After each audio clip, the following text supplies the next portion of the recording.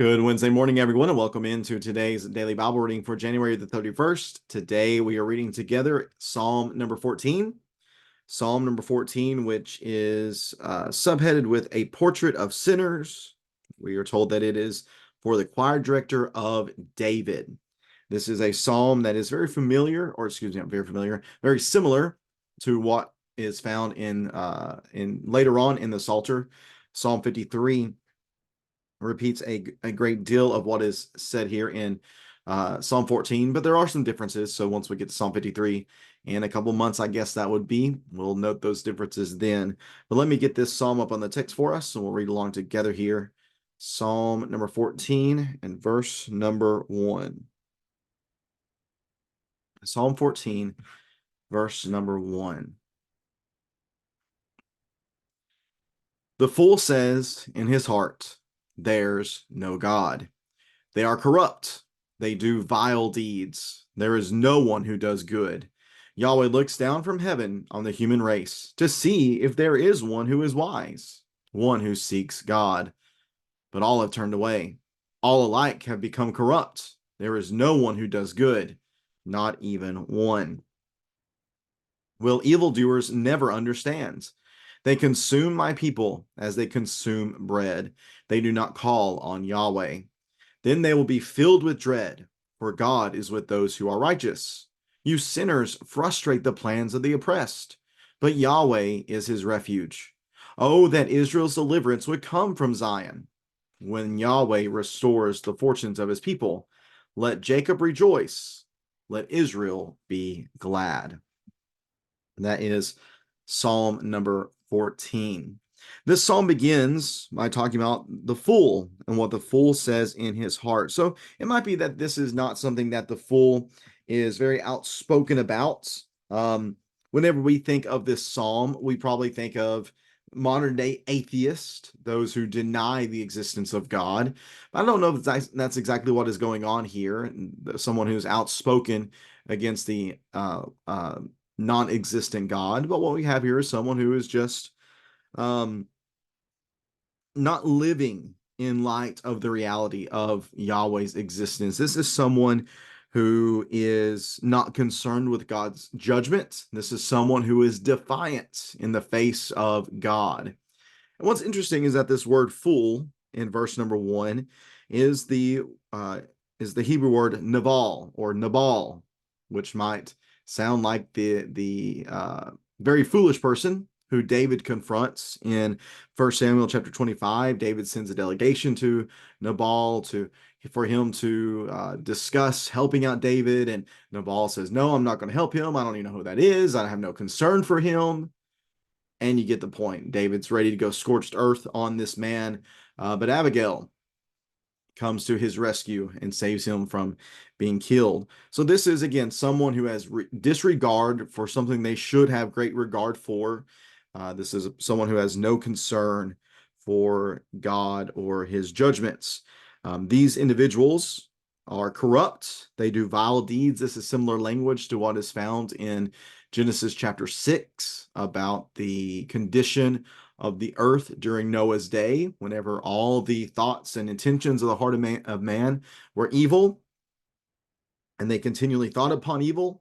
There is no one who does good. So obviously what we have in verse number 1 is a very negative picture that is painted for us about the condition of either individuals or collections of people. And that certainly is not what Yahweh wants, because what Yahweh wants is to be able to look down from heaven on the human race, to look down from heaven upon people, and to see those who are wise, to see those who seek God. This is God's desire when he looks down upon his creation. He desires to look down and to see the creation behaving as he created them to behave in a righteous way, especially whenever it comes to mankind being proper image bearers of God. But verse number 3 uh, uh, supports and what's the word I'm looking for? Reinforces, there we go, reinforces the negative picture that is painted in verse number 1.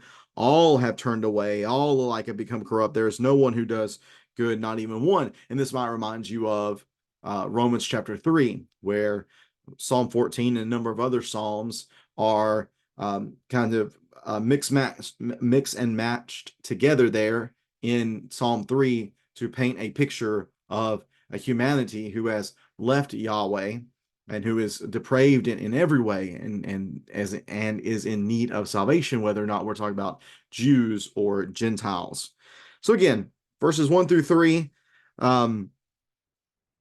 foolish people living as if there is no God. So what does that look like then? What does it look like whenever people live as if there is no God? Well, evildoers never understand, and it's not because they're mentally deficient. It's not because they necessarily lack understanding or intelligence. This is a willful disregard for God. I really want to emphasize that. This is a willful disregard for God. So what happens whenever people willfully disregard God? Well, they then willfully disregard and mistreat and harm those who are made in God's image. They consume my people as they consume bread. Again, no regard for human value, no regard for dignity. The reality is we should treat a loaf of bread very differently than we would treat a person. But that's not what the fool does, because that is the natural outcome for a defying of God. If we're going to ignore God, if we're going to disregard God, then why would we give any concern for those who are made in his image? It's just the natural outgrowth of that type of attitude. They do not call on Yahweh. They do not care for his people. But here's the reality is that God is going to fill them with dread, for he is with those who are righteous. If you harm his people, God will hold you to account for that. He will bring vengeance upon you. Yeah, you sinners frustrate the plans of the oppressed, but that's okay, because at the end of the day, the oppressed, the righteous, those who do recognize God and love God and want to be found righteous in God's sight, they're going to turn to God as so that he can be their refuge, their stronghold, their place of protection, the place where they are provided for. So the picture then painted is you have you have individuals, you have groups of people who live as if there is no God. Again, we're not talking about theoretical atheism here, like people actually think there is no God. That's not what we're talking about here. Like again, that would be us reading, I think, our modern context into this ancient psalm. What we have instead are people who just don't live like there's a God. They disregard God. There's defiance against God. They are not worried about God's judgments. And again, if that's the type of people you're going to be, then your sense of morality is probably not going to be very strong. And we're not surprised whenever you hurt other people. But those people are going to turn to God. And that's David's hope here within the psalm. And I didn't mention this earlier. I apologize. This psalm is kind of hard to categorize, but we'll say this is a wisdom slash teaching psalm. A wisdom slash teaching song. It's wisdom because it shows us the foolishness of this type of mindset and the attitudes and the behaviors that it produces. But then it is teaching because it shows us that the end of those who live like this. So it shows us the foolishness, that the wisdom is in the foolishness of the people, and the teaching is that we would avoid this type of mindset and attitude toward God and the behavior toward other people. So people turn to God as the refuge. Why? Because God will not let the fools, or he will not let fools prevail. They will turn to God as a refuge. And here is the cry and the hope of David. Oh, that Israel's deliverance would come from Zion. When Yahweh restores the fortunes of his people, let Jacob rejoice, let Israel be glad. Well, why Zion? Why would it come from Zion? Well, Zion is where God's place of dwelling is at this time, in this context of the writing of this particular psalm. But we carry it to where we are today, and we realize it's not from a place, but instead it's from a person. That Yahweh's deliverance doesn't come from Zion, but Yahweh's deliverance comes from the Messiah. That he restores the fortunes of his people through the Messiah, that those who belong to spiritual Israel, Jacob and Israel, they can rejoice and be glad in the Christ and in the blessings that he provides. So again, wisdom, we are taught by wisdom here to not be the fool. And part of this teaching is, if you do act like this, and if you do neglect and defy God, and if you do neglect and defy his people, then you'll be held to account for that. So the bottom line then, and what I have written down here is that fools ignore God to their own detriment.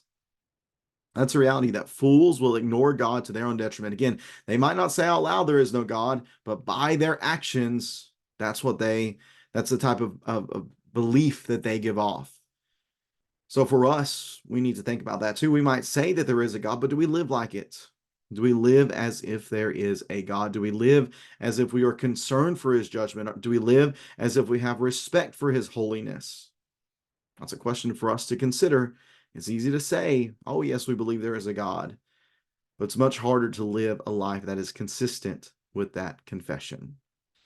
Let's not be fools. Let's not be like Nabal. Let's be people who know there is a God, who confess there is a God, and who live like there is a God from whom deliverance and salvation and fortune and blessings come. If you have any questions or comments about this psalm here, Psalm 14, please feel free to leave that in the comment section below. I appreciate you taking some time reading along with me today, and looking forward to seeing everybody tonight as we gather together at 7 o'clock for our Bible studies. Hope to see you then, and hope you'll tune back in again on Friday as we read together Psalm number 15. Take care, and God bless.